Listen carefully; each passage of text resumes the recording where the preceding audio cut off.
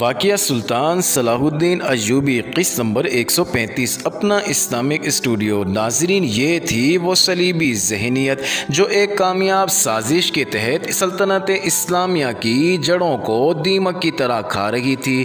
اسی سازش کا یہ نتیجہ تھا کہ مصر میں بغاوت کی چنگاری شعلہ بننے لگی تھی، جسے سرد کرنے کے لیے سلطان صلاح الدین ایوبی کو کرک کا محاصرہ اس حالت میں اٹھانا پڑا جب وہ صلیبیوں کی ایک سوار فوج کو قلعے سے باہر شکست دے چکا تھا۔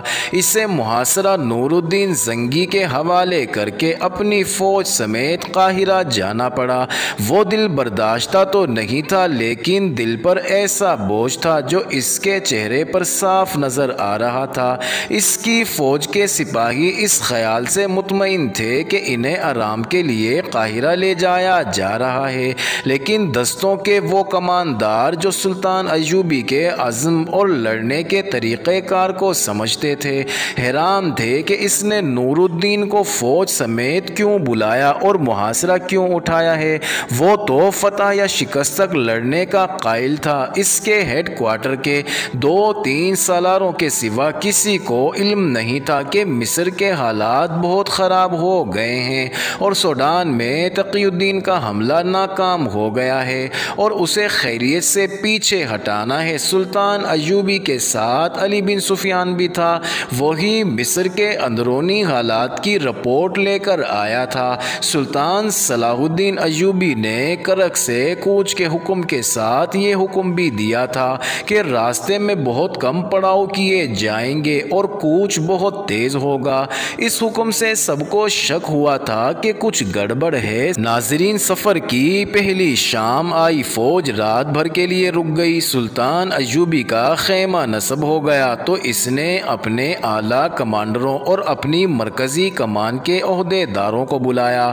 اس نے کہا، آپ میں زیادہ تعداد ان کی ہے جنہیں معلوم نہیں کہ میں نے محاصرہ کیوں اٹھایا ہے اور میں فوج کو قاہرہ کیوں لے جا رہا ہوں۔ بے شک محاصرہ ٹوٹا نہیں، آپ میں کوئی بھی پسپا نہیں ہوا، لیکن میں اسے اگر شکست نہیں تو پسپائی ضرور کہوں گا۔ میرے رفیقو، ہم پسپا ہو رہے ہیں اور آپ یہ سن کر حیران ہوں گے کہ آپ کو پسپا کرنے والے آپ کے اپنے بھائی ہیں، اپنے رفیق ہیں۔ وہ صلیبیوں کے رفیق بن چکے ہیں اور انہوں نے بغاوت کا منصوبہ بنا لیا ہے۔ اگر علی بن سفیان، اس کے نائب، اور غیاث بلبیس چوکس نہ ہوتے تو آج آپ مصر نہ جا سکتے، وہاں صلیبیوں اور سوڈانیوں کی حکمرانی ہوتی۔ ارسلان جیسا حاکم صلیبیوں کا اعلی کار نکلا۔ وہ الادریس کے 2 جوان بیٹے مروا کر خودکشی کر چکا ہے۔ اگر ارسلان غدار تھا تو آپ اور کس پر بھروسہ کریں گے؟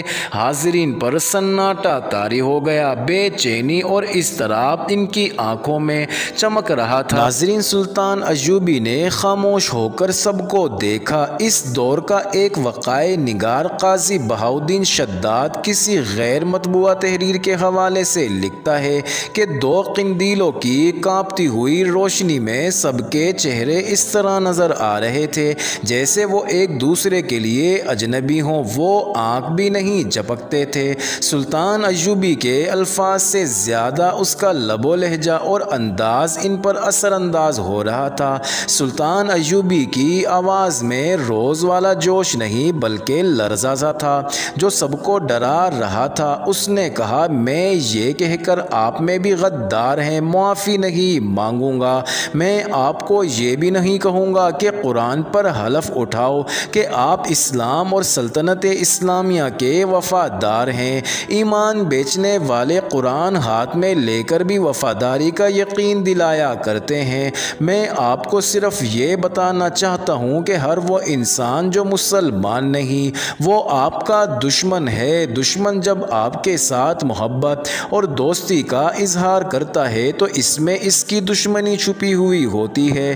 وہ آپ کو اور آپ کے بھائیوں کے خلاف اور آپ کے مذہب کے خلاف استعمال کرتا ہے، اور جہاں اسے مسلمانوں پر حکومت کرنے کا موقع ملتا ہے وہ مسلمان مستورات کی عصمت دری اور اسلام کی بے خونی کرتا ہے۔ یہی اس کا مقصد ہے۔ ہم جو جنگ لڑ رہے ہیں یہ ہماری ذاتی جنگ نہیں، یہ ذاتی حکمرانی قائم کرنے کے لیے کسی ملک پر قبضے کی کوشش نہیں، یہ دو عقیدوں کی جنگ ہے، یہ کفر اور اسلام کی جنگ ہے۔ یہ جنگ اس وقت تک لڑی جائے گی جب تک کفر یا اسلام ختم نہیں ہو جاتا۔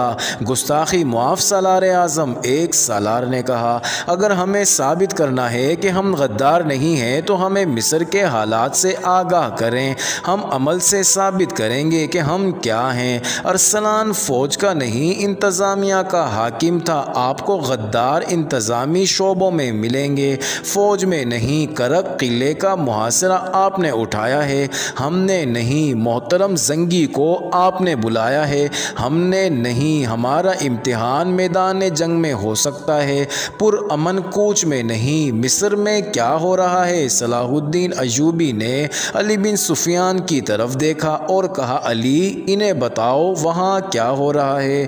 علی بن سفیان نے کہا، غداروں نے دشمن کے ساتھ مل کر سوڈان کے محاذ کے لیے رسد روک لی ہے، منڈیوں سے غلہ غائب کر دیا گیا ہے، دیہاتی علاقوں میں اجنبی لوگ آ کر غلہ اور خرد و نوش کی دیگر اشیاء خرید کر لے جاتے ہیں، گوشت ناپید کر دیا گیا ہے، رسد اگر بھیجی جاتی ہے تو دانستہ تاخیر کی جاتی ہے۔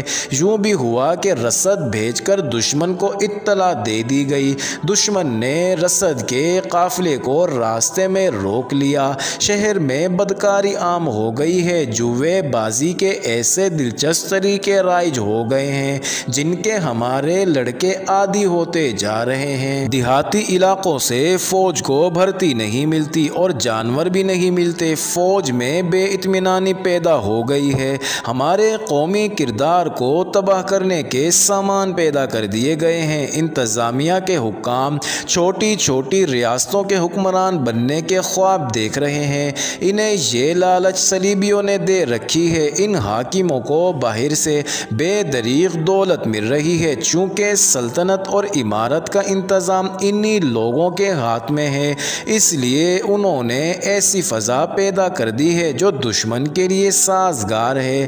سب سے زیادہ خطرناک صورت یہ پیدا ہو گئی ہے کہ دیہاتی علاقوں میں عجیب و غریب عقیدے پھیل رہے ہیں، لوگ غیر اسلامی اصولوں کے قائل اور پابند ہوتے جا رہے ہیں، اس میں خطرہ یہ ہے کہ ہمیں فوج انہی علاقوں سے ملتی ہے اور ہماری موجودہ فوج انہی علاقوں سے آئی ہے، بے بنیاد اور غیر اسلامی عقیدے فوج میں بھی آ گئے ہیں۔ کیا آپ نے اس کا تدارک نہیں کیا؟ حاضرین میں سے کسی نے پوچھا۔ جی ہاں، علی بن سفیان نے کہا، میرا تمام تر شعبہ مجرموں کے سراغ لگانے اور انہیں پکڑنے میں مصروف ہے، میں نے اپنے جاسوس اور مخبر دیہاتی علاقوں میں بھی پھیلا رکھے ہیں، مگر دشمن کی تخریب کاری اتنی زیادہ بڑھ گئی ہے کہ اس کے آدمیوں کو پکڑنا بہت مشکل ہو گیا ہے۔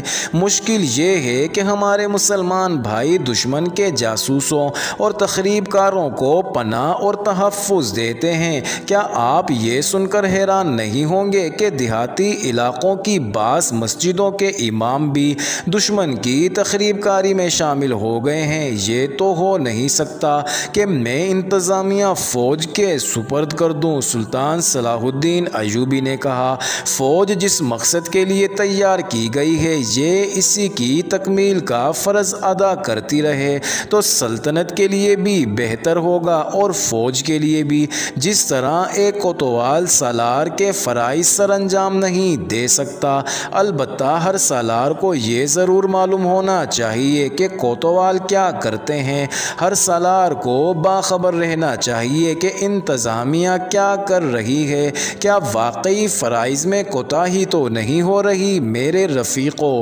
ہمیں خدا نے تاریخ کی سب سے زیادہ کڑی آزمائش میں ڈال دیا ہے، مصر کے حالات آپ نے سن لیے ہیں، سوڈان کا حملہ ناکام ہو گیا ہے، تقی الدین اپنی غلطیوں کی بدولت سوڈان کے صحرا میں پھنس کے رہ گیا ہے، اس کی فوج چھوٹی چھوٹی ٹولیوں میں بکھر گئی ہے، اس کی پسپائی بھی ممکن نظر نہیں آتی۔ آتی۔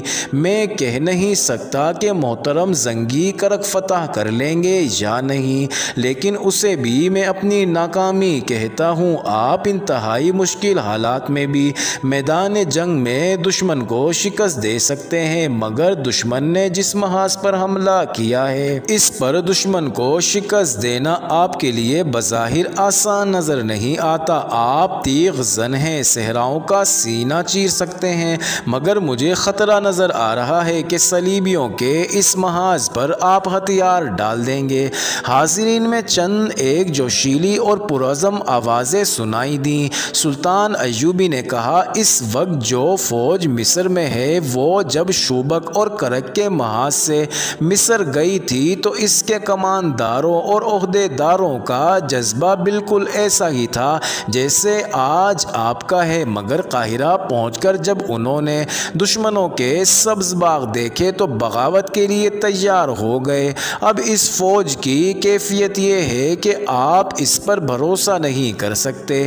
ہم ایسے ایک ایک کماندار اور عہدے دار کو قتل کر کے دم لیں گے۔ ایک سالار نے کہا، ہم سب سے پہلے اپنی صفوں کو غداروں سے پاک کریں گے۔ ایک اور سالار نے کہا، اگر میرا بیٹا صلیبیوں کا دوست نکلا تو میں اپنی تلوار سے اس کا سر کاٹ کر آپ کے قدموں میں رکھ دوں گا۔ ایک بوڑھے نائب سالار نے کہا، میں اس قسم کی جوشیلی اور جذباتی باتوں کا قائل نہیں۔ سلطان صلاح الدین ایوبی نے کہا۔ معزز ناظرین، یہ انٹرسٹنگ ویڈیو جاری ہے، اگلی ویڈیو قسط نمبر 136 میں دیکھنا مت بھولیے گا۔